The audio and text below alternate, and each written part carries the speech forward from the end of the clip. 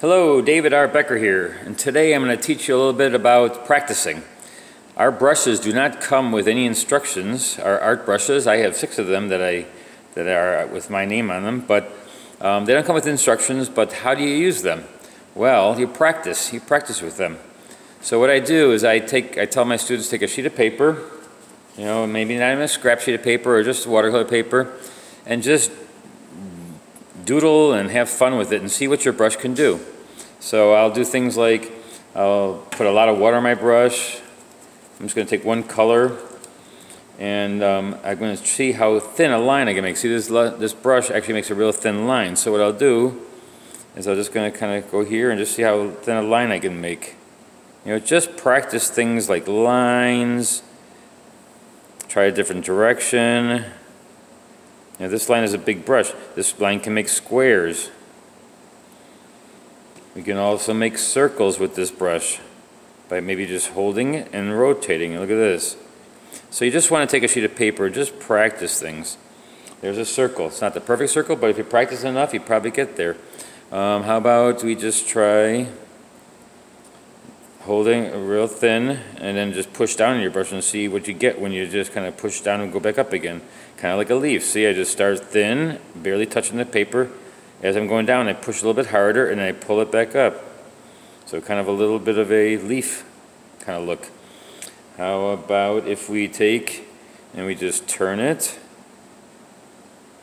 Look at this. We can even make a little duck head. Just with a simple stroke of the brush, you can just practice things. Practice things on how to use your brush. Again, there are no instructions for a brush, so you have to practice with them before you get in there and go crazy with them. I like to use sometimes just a tap, like you can make dots with the side of this brush. This was my favorite brush at one time because you can use it as a round when you turn it sideways, a flat when you turn it this way, and when you turn it up and make it straight, it's a liner brush. So it's like a bunch of brushes in one. Look at this, I can just do a little bit of grasses. Just take the brush and doodle with it and see what you can make. Like here, I can push down hard and I just kind of wisp it. Again, just practice all kinds of different things. Each brush there should be doing the same thing for. Not just the big brush, but every brush. Every brush you have acts a little bit differently. Here, I'll make a little bit of a tree. Look at this. I'm just going to just tap it down straight on. Look at this. I'm just going to tapping it sideways. And so every brush does something a little bit different. And you try to figure out what that brush can do by just taking your brush, get a sheet of paper, and just doodle. It's so much fun too. It's like if you don't have a painting that you don't know what to start, just take a piece of paper and try practicing with your brushes. See what your brushes can possibly do. So this is the flat brush. I can get some of these things.